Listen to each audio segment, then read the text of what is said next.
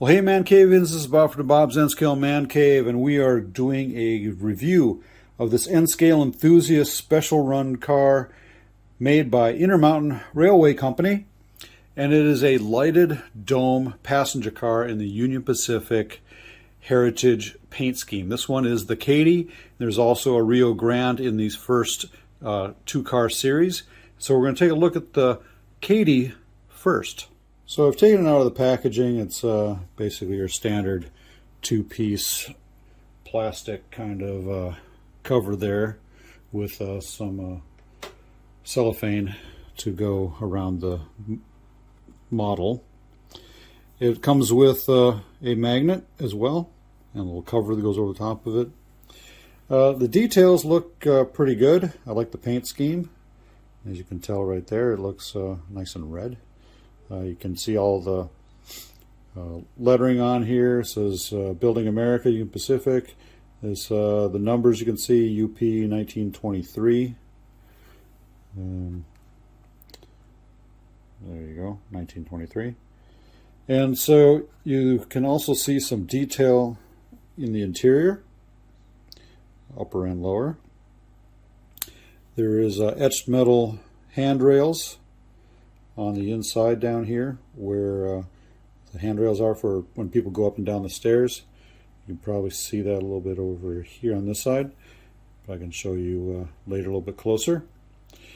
The full interior detail, the battery powered lights, there's wire details somewhere probably, well, somewhere probably on the railings is what they're talking about, along with the etched metal details. The sprung end diaphragms, those are pretty good, nice and springy. They're plastic, so they're not any other material, so it's just kind of how they made it. It's sort of a little spring right there, as you can see that. And then Intermountain wheel sets, metal wheel sets, and Microtrain 6-wheel trucks with knuckle couplers. And so pretty nice looking model overall. The bottom detail isn't really detailed hardly or at all. It's just pretty much flat. But anyway, let's go see if these lights work. Okay, I've turned off all the extra lighting, just got one set of lights on behind me. I should be able to see the lights come on. Now the instructions say I'm supposed to wave the wand about 3/4 of an inch above the vestibule area, which is near the ends of the car, and I'm not getting anything over here. Let's try over here. Nothing. Okay, touching down here. I'm not activating this reed switch at all.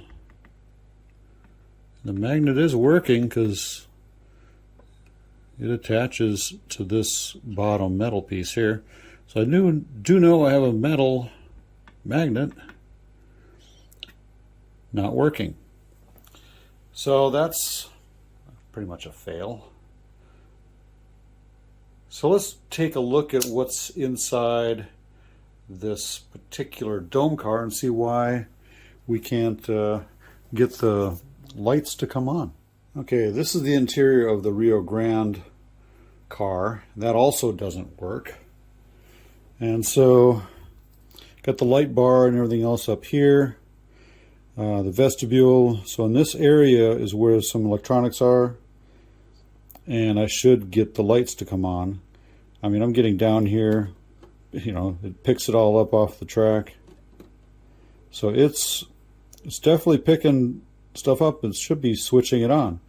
When I go over here where the battery is, that's not working over there either.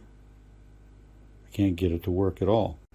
So this is basically the light bar, and it's screwed in to the bottom of the interior cover.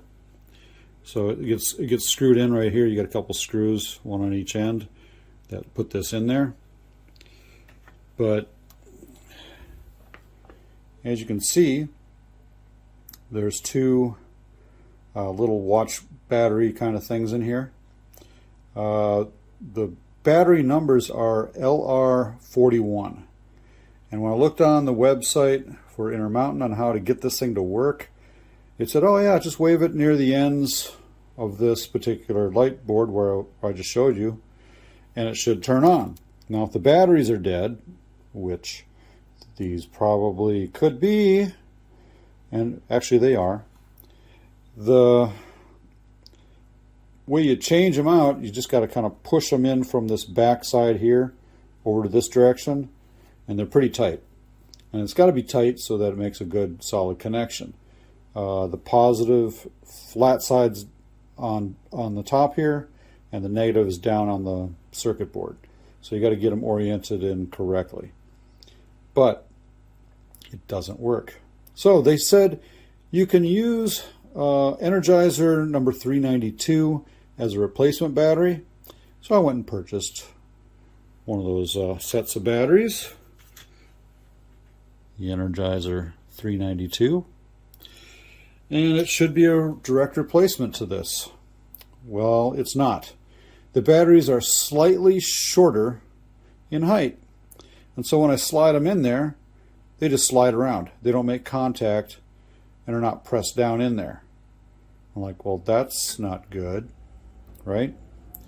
But when I was putting them in there, the lights kind of flickered when it touched correctly, and it made contact, and the lights came on. And just kind of flickered. I went, okay, well, I got enough power. The batteries really work. So when I tried the same thing with these batteries that are in here, nothing happened. So I got my voltmeter out, and I measured the voltage on the batteries. The ones that came in here were 1.5 volts per battery. On the new ones, they were 2.5 volts. So there's more power in the brand new batteries than what came with the car originally. So these batteries are dead on arrival. Useless. I'm not sure what happened there. I don't know if during some sort of testing they left the lights on. The lights came on by themselves during shipping. I don't know. All I know is I got dead batteries, and I paid roughly $65 a piece for these cars, and I got to go find batteries. Now LR41s are pretty tough to find, but I did see some advertised at Scheels Sporting Goods because they use it in one of their night vision kind of scopes and stuff to help with lighting lights inside the scope. So I can go pick some up there, but you have to find them somewhere, and I don't know if even those would be the wrong brand or just not fit in here the same way, but I'm hoping that they do. So I'm gonna pick some of those up when I can and give you an update later on. But right now, I am not happy with what I got in the mail today. That's for sure. But without the lights, it does look good. It does look good. So a little closer inspection here of the detailed interior. This little hole here is where the batteries slide down in. You have the railings right here, and you got a set of railings on the other side as well, and a little observation, well, not a little observation, but more of a coach area right there where you can sit and, you know, maybe kind of observe things and so forth. So not too bad, you know, but I just wish that the lights had worked. And that was one of the reasons I got it, besides the paint schemes. So how does these roll together on a layout or on a curve? They roll pretty good. They're not too bad. They track pretty well.